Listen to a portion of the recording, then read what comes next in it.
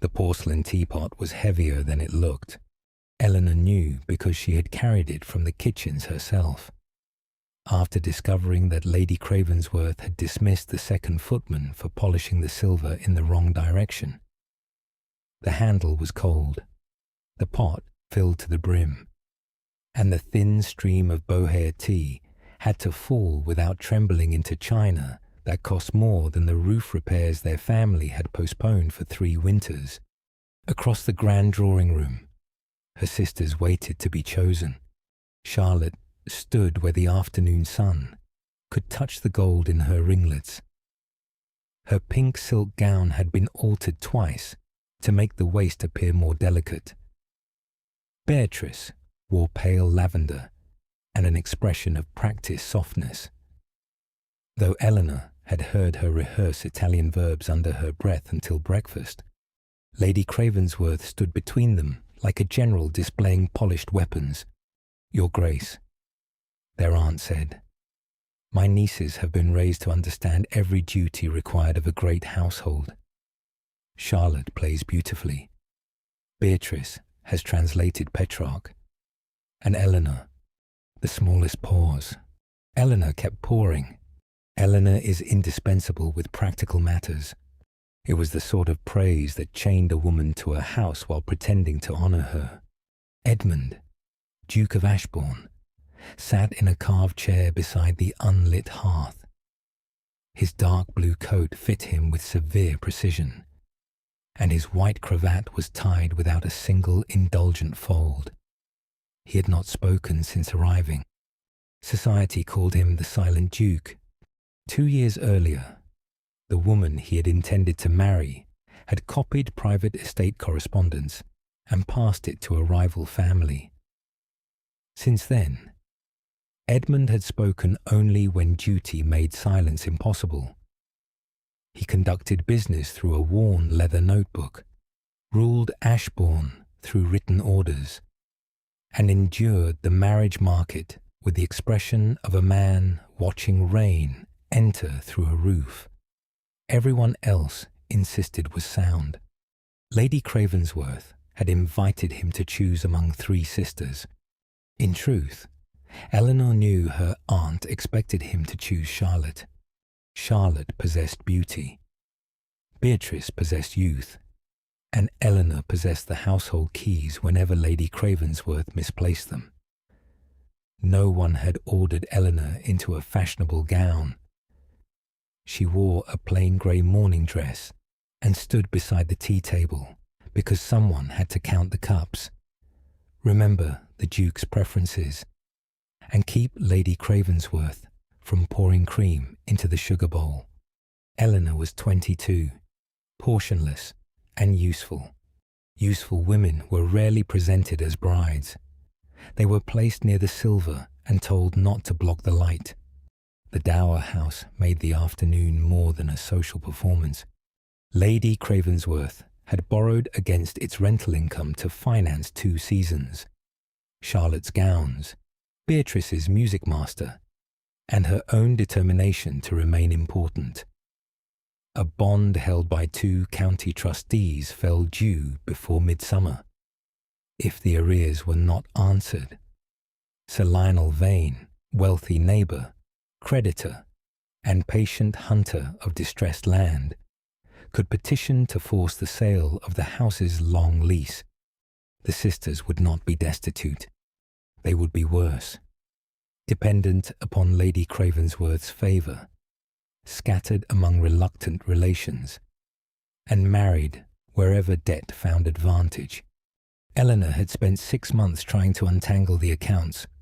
Lady Cravensworth had spent 6 months insisting that marriage would solve what arithmetic could not.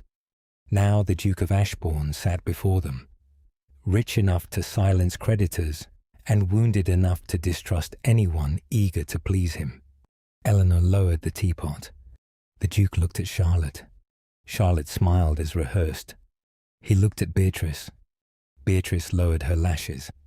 Then his gaze shifted to the tea table. Not to Eleanor at first, to the silver. 1 spoon was missing from the formal service. The sugar bowl belonged to another pattern. A repaired seam ran through the white damask cloth. The Duke's eyes noted each detail before rising to Eleanor's face. She had the uncomfortable sensation of being read rather than admired. Edmund opened his notebook. The charcoal moved quickly across the page. He tore out the slip and placed it on the salver beside his chair. His footman carried it across the room. Lady Cravensworth drew herself straighter. Charlotte's breath caught. Beatrice touched her necklace. The footman stopped before Eleanor. She accepted the note. 3 lumps, no cream. Beneath it, he had added, "Who keeps this household from falling apart?" Eleanor read the line twice. She looked toward him. The faintest lift of his brow suggested the question was neither flattery nor jest. Eleanor placed 3 sugar lumps into his cup. Then, before carrying it to him, she took up the pencil kept beside the household menu and wrote beneath his question, "The same person who is expected not to mention that it is falling." She folded the paper once and set it beneath the saucer. The Duke accepted the tea. His hand did not touch hers. His gaze moved to the folded note, then back to her face. Something shifted in his expression. Not warmth, exactly, but a tension sharpened by surprise. He unfolded the paper. A quiet breath escaped him through his nose. Lady Cravensworth mistook it for approval. "Charlotte also manages flowers beautifully," she rushed on. "Beatrice has a most refined understanding of poetry." The Duke wrote another line. The footman returned to Eleanor. "Poetry does not repair a roof. Bring me the household ledgers tomorrow." Lady Cravensworth's smile froze. Eleanor looked at the Duke over the silver tray. For the first time that afternoon, she felt the room alter around her. Not because a great man had noticed her face, because someone had noticed the work.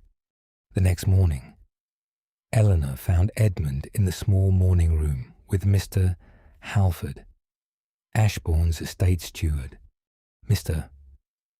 Halford was a square, practical man in his 50s who distrusted ornamental explanations and carried 3 pencils behind one ear. Unlike Sir Lionel Vane, he possessed neither title nor appetite for vulnerable property.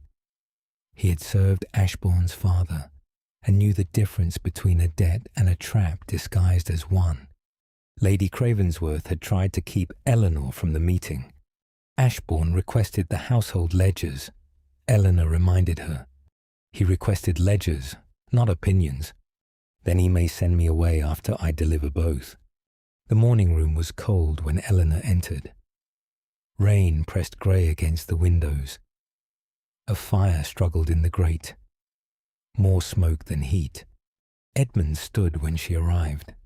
Mr. Halford did the same. That small courtesy nearly unsettled her more than contempt would have done. Eleanor set the books upon the long table.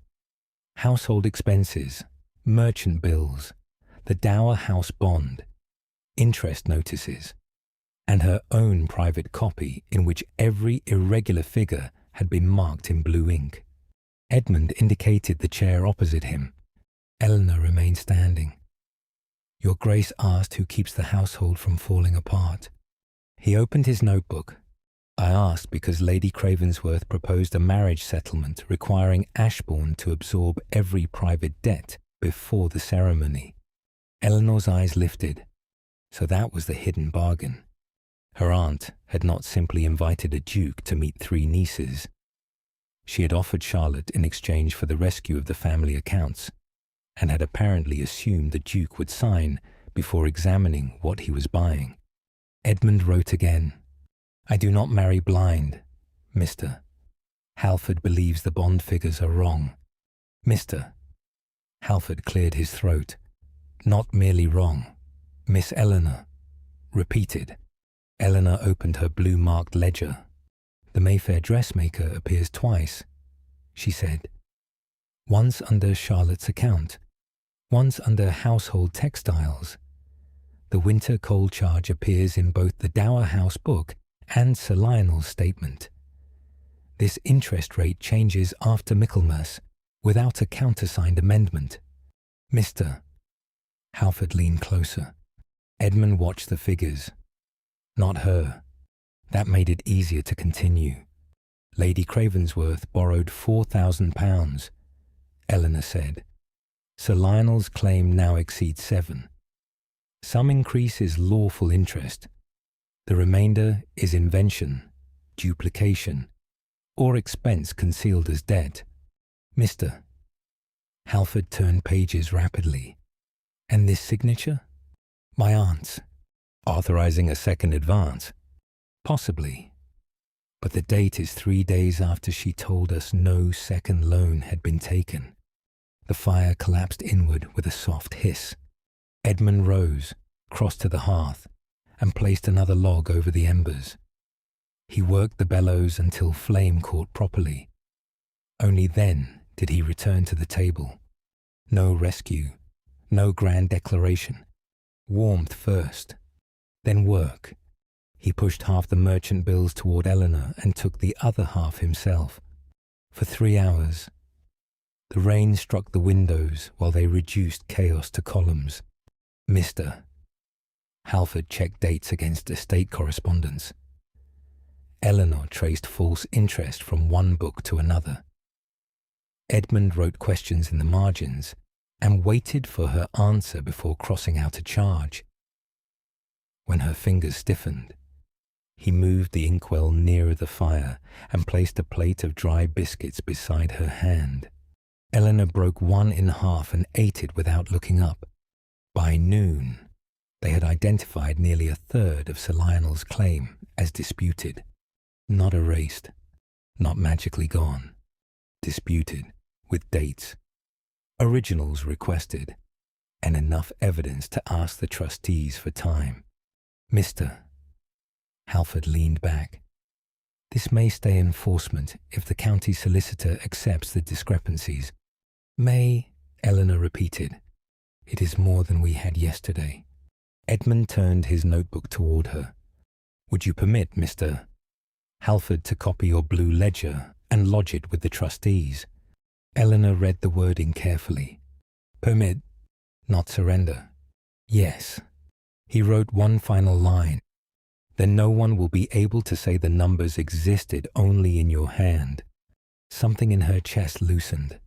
Eleanor closed the ledger. When she rose, the Duke stood as well. On the table between them, beside the 3-sugar tea he had not finished, lay the first proof that her family might survive without selling a sister. 2 days later, Sir Lionel Vane came to luncheon.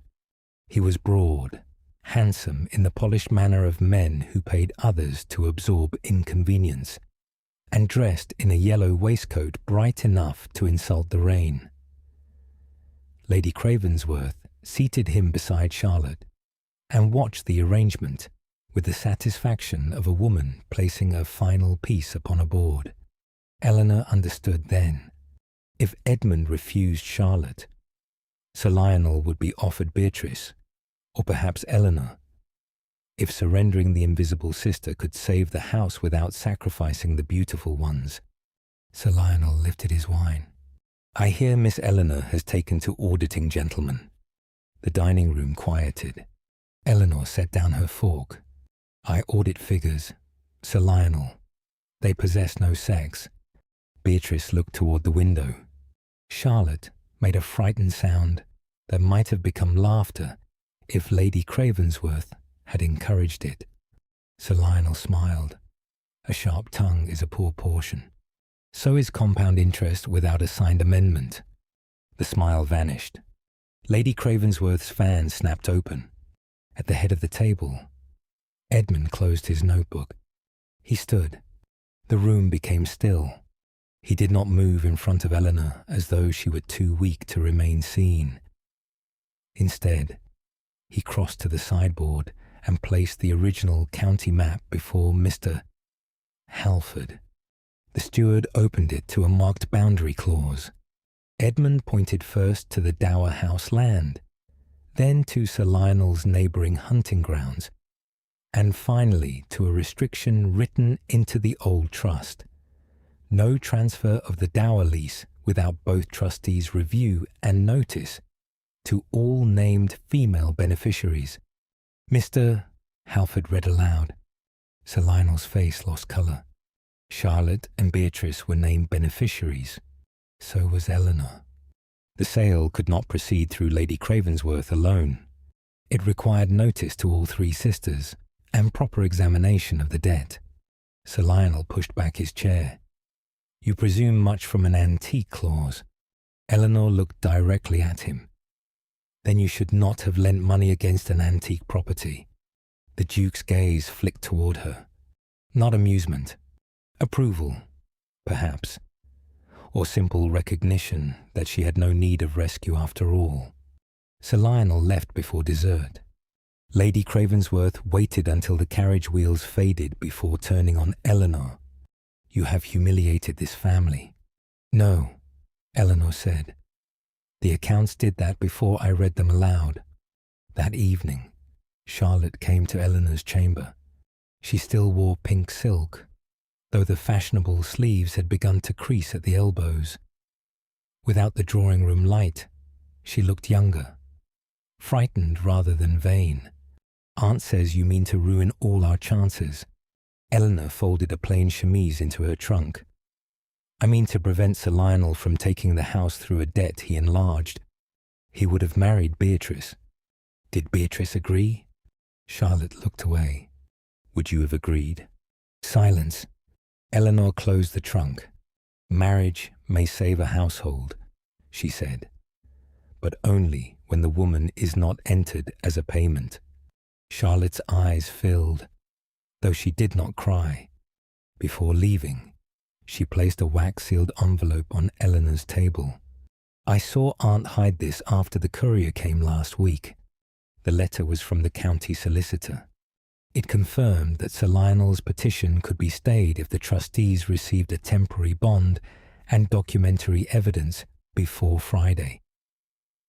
Lady Cravensworth had intercepted it, intending to force a marriage before anyone learned there was another path. Eleanor looked up sharply. Does Beatrice know? No. Then tell her. Charlotte nodded. It was the first brave thing Eleanor had seen her do. The following morning, Lady Cravensworth received the formal notice. Sir Lionel had petitioned for enforcement anyway. He claimed the sisters' consent was irrelevant because Lady Cravensworth possessed household authority and because the accumulated arrears exceeded the value of the remaining lease. Unless a temporary bond was lodged and the disputed entries presented before the trustees on June 2nd, eviction proceedings would begin. No marriage requirement, no absurd demand that a bride appear by Friday, only money, evidence, process, and very little time. Lady Cravensworth read the notice aloud in the drawing-room, then allowed the paper to fall. Charlotte went pale. Beatrice whispered, "Where will we go?" Eleanor picked up the notice. "To the morning room," she said. "We still have work." The hours that followed were not romantic. They were exhausting. Mr. Halford sent for original merchant accounts. Charlotte copied dates from invitation books to prove which Mayfair expenses belonged to Lady Cravensworth personally. Beatrice searched old correspondence and found a letter from Sir Lionel promising to advance the second sum discreetly before Lady Cravensworth publicly denied taking it. Edmund came after dusk. He knocked before entering the morning room. Eleanor looked up from the bond figures. "You may come in." He carried 2 cups of tea. His held 3 lumps and no cream. Hers was plain and dark. He set Eleanor's cup beside the ledger and placed a folded paper near Mr. Halford. Ashbourne would lodge a temporary surety, not purchase the dower house, not absorb its debts, and not claim ownership. The bond would exist only to stay enforcement while the trustees examined the corrected accounts. If the debt proved lawful, repayment terms would be negotiated against rental income. If fraud were found, Sir Lionel's claim would be reduced and referred to the county solicitor. Eleanor read every line. "You are offering £10,000 in surety." Edmund wrote, "Against evidence, not marriage." She read the next line. "The surety expires after the hearing. Your family remains responsible for lawful debt. Practical, limited, clean. No golden cage disguised as salvation." Lady Cravensworth appeared in the doorway. "You cannot accept this," she said. Eleanor kept reading. "Why?" "Because everyone will say you trapped him into it." Edmund's face went still. Eleanor felt the old fear rise before she could stop it. The gossip mill. The wager Lady Cravensworth had already hinted at. The suspicion that a silent duke had chosen the least likely sister for amusement. Her aunt stepped closer. "Men at his club are already laughing. They say he wagered he could make the invisible sister believe herself desired." Charlotte inhaled sharply. Beatrice whispered, "Aunt." Eleanor's hand stopped on the paper. She looked at Edmund. He did not reach for her. He did not attempt to close the distance with authority. He took a second document from his coat and placed it on the table. The club register. His name appeared nowhere near a wager. Attached was a letter from the club secretary, confirming that the rumour had begun with Sir Lionel 2 days after the luncheon. Edmund opened his hand between them, palm upward, then left it empty. Eleanor understood the gesture. The choice was hers: believe the evidence or refuse all of it. She read the secretary's letter, then the dates, then Sir Lionel's name. Lady Cravensworth turned away first. Eleanor picked up the surety document. "I will accept this only if the trustees enter my ledger as evidence under my own name." Edmund nodded. "And if the dower house survives, household authority transfers from Lady Cravensworth to a council requiring 2 of the 3 sisters to sign any new debt." Charlotte stared. Beatrice sat straighter. "Mr." Halford reached for a clean sheet. "I can draft the amendment." Eleanor looked at Edmund. "One more condition." He waited. "No marriage announcement will be used to influence the hearing." The Duke's hand remained open. Then he closed his fingers gently and inclined his head.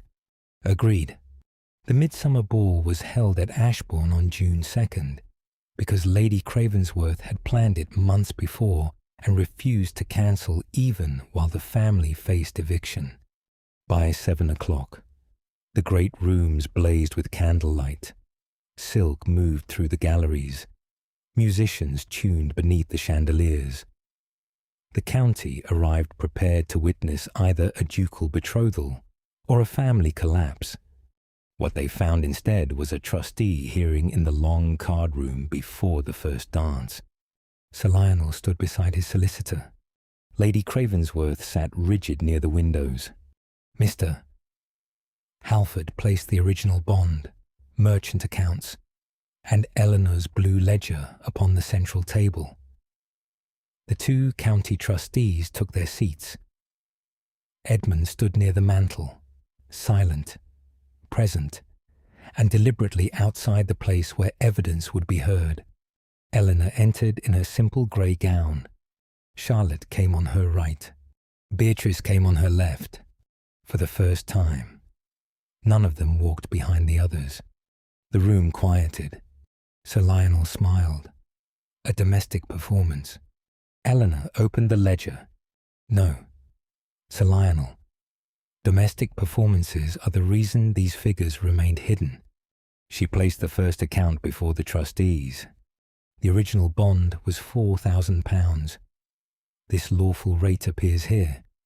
6 months later, the rate changes without amendment or counter-signature. The first trustee adjusted his spectacles. Eleanor laid down the coal account.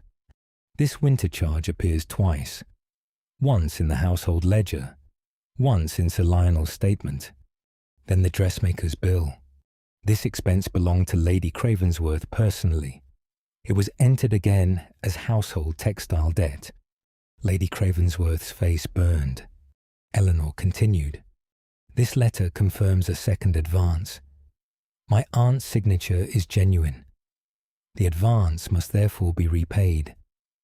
But Sir Lionel's later statement charges interest from a date 3 weeks before the money was issued. A murmur spread through the card room. Sir Lionel's solicitor leaned toward him. Charlotte stepped forward. I witnessed Lady Cravensworth hide the county solicitor's notice, offering a trustee review. Beatrice placed the intercepted letter beside the ledger, and I found Sir Lionel's promise to advance the second sum discreetly. Lady Cravensworth rose. You ungrateful girls. Beatrice flinched. Charlotte did not. Eleanor closed the ledger. We are not ungrateful for being housed, aunt. We are unwilling to be entered as payment for debts we were forbidden to see. The first trustee looked toward Mr. Halford. Have the merchant originals been verified? They have, he said. The duplicated charges total £1,140. The premature interest adds a further £612. The second advance remains valid. The second trustee turned to Sir Lionel. Your petition is stayed. The disputed amount will be struck pending county review. The lawful balance will be restructured against rental income under supervised terms. Sir Lionel's face tightened. And Lady Cravensworth's authority? Eleanor asked. The trustee looked down at the proposed amendment. Removed from sole control. Any new borrowing requires 2 beneficiary signatures and trustee approval. Charlotte exhaled. Beatrice closed her eyes. The dower house was not magically free of debt. It was protected. The false figures were exposed. The lawful debt remained, reduced to something work and time could answer. That was victory enough to trust. Sir Lionel gathered his gloves. This family will regret making an enemy of me. Edmund spoke for the first time that evening. His voice was rough from disuse, but it carried. No, you will regret mistaking women's silence for consent. The card room went still. Sir Lionel looked at him, then at the trustees, and left. Lady Cravensworth remained seated. Mr. Halford placed a final document before her.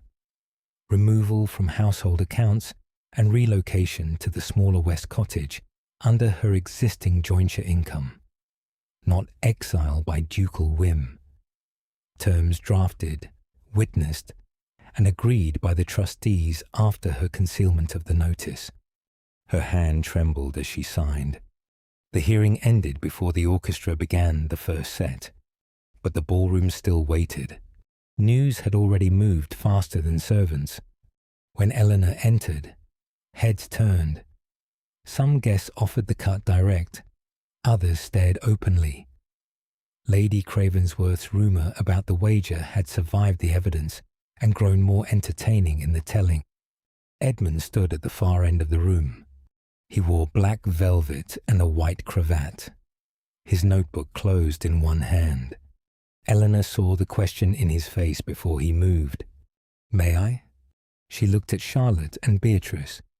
Charlotte whispered, Do not let Aunt choose for us again. Beatrice took Eleanor's faded lace shawl and folded it over one arm. Go. Eleanor stepped forward first. The crowd parted. She crossed the ballroom until she stood before Edmund beneath the central chandelier.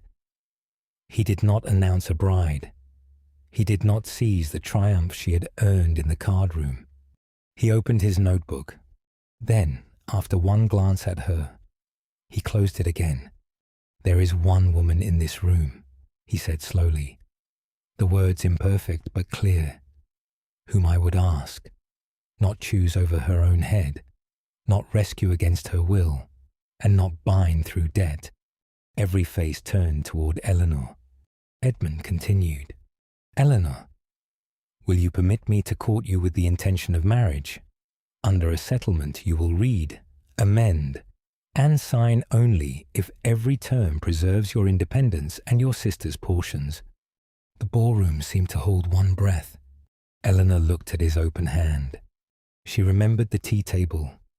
3 sugars, no cream. A question written beneath a saucer. She remembered the fire in the morning room. The ledgers divided between them. The proof left beside her trunk. And the empty palm that had waited for her decision. She did not take his hand immediately. "If I agree," she said, clearly enough for the nearest guest to hear, "the dower house remains under trustee protection until the lawful debt is paid." Yes, Charlotte's and Beatrice's portions are not used to satisfy Lady Cravensworth's personal expenses. Yes, I retain authority over any household accounts placed in my care. The faintest warmth touched his expression. Yes, and if I find a false entry in the ducal books, I cross it out. A startled laugh escaped someone behind them. Edmund offered his hand again. Especially then. Eleanor placed her fingers in his. "I will permit the courtship." He bowed over her offered hand and pressed one brief, respectful kiss to her knuckles. Then he turned to the musicians. "A dance," he said, "if Miss Eleanor consents." Eleanor glanced toward the tea table at the side of the ballroom, where the silver service gleamed beneath the candles. "Yes," she said, "but afterward, Your Grace, someone must check whether they remembered your 3rd lump of sugar." The laughter this time was warmer. The music began. Eleanor entered the dance not as the quiet sister accidentally noticed in a corner, nor as the price of a rescued house, but as the woman who had carried evidence into the brightest room in the county and made every person there hear it. The practical world followed the next morning. In the library, before Mr. Halford, the 2 trustees, Charlotte and Beatrice, Eleanor read the proposed marriage settlement line by line. She removed a clause giving Ashbourne automatic control of the dower house accounts. She added one protecting her sister's portions. She inserted a requirement that all household debts above £100 receive 2 signatures and annual review. Then she added a final sentence. Eleanor retains independent authority over the Ashbourne household archives and charitable ledgers, with a separate annual income not contingent upon marriage. Edmund read it. "Good," he said. Lady Cravensworth no longer held the household keys. Charlotte took responsibility for tenant correspondence at the dower house. Beatrice managed the garden accounts and discovered that she preferred practical botany to Italian poetry. The lawful debt remained, but under terms the rental income could meet without forcing a sale. Only after every amendment was entered did Eleanor sign. She set down the pen. "Now," she said, looking at Edmund before every witness, "you may ask me again." He stood. "Will you choose Ashbourne and me?" Eleanor offered her hand. "I choose both, but the ledgers remain under my authority." "Mr." Halford coughed into his fist. Charlotte laughed openly. Beatrice whispered, 3 sugars. Edmund bowed over Eleanor's hand once more. Then Ashbourne may finally survive itself. By late June, the house had changed in ways no announcement could have accomplished. Windows long kept shuttered stood open to the lavender beds. The roof repairs began with honest estimates. The silver service was counted correctly. 2 cups of Bohea tea appeared each morning beside the household books. Edmund's with 3 lumps and no cream. Eleanor's plain and dark. The silver archive key rested on Eleanor's ledger, not given as a reward, entered in writing as part of her office. One bright morning, Eleanor stood beside the library window reviewing the first clean monthly account. Edmund entered only after knocking. "May I?" "You may." He crossed to the table, set down a small plate of dry biscuits, and looked over her shoulder without touching the page. "Any false entries?" he asked. "Only one." His brows lifted. Eleanor pointed to a charge for 24 roses ordered for the drawing room. "There are 30 in the vase." Edmund considered this grave irregularity. "Shall I summon Mr. Halford?" "No. I believe the gardener may be guilty of generosity." Outside, Charlotte and Beatrice crossed the lawn together, carrying tenant letters and seed accounts. The dower house roof no longer leaked over the east bedroom. Lady Cravensworth's smaller cottage stood far enough away to prevent interference and close enough to ensure she was neither abandoned nor obeyed. Edmund offered his hand across the open ledger. Eleanor took it because she chose to. The house that once asked her to pour tea in the shadows had learned to place her name beside its future. The end. Altro. Stay a little longer beside the fire, where the silver teapot gleams beside Eleanor's corrected ledgers, and the kettle has just begun to sing. Which moment stayed with you most? The Duke sending his first note to the quiet woman pouring tea, Eleanor exposing the false debts before the trustees, or the moment she made him ask again before every witness. A home becomes honest when the person once overlooked is finally allowed to help write its future. Share your thoughts below and subscribe. The kettle is always on.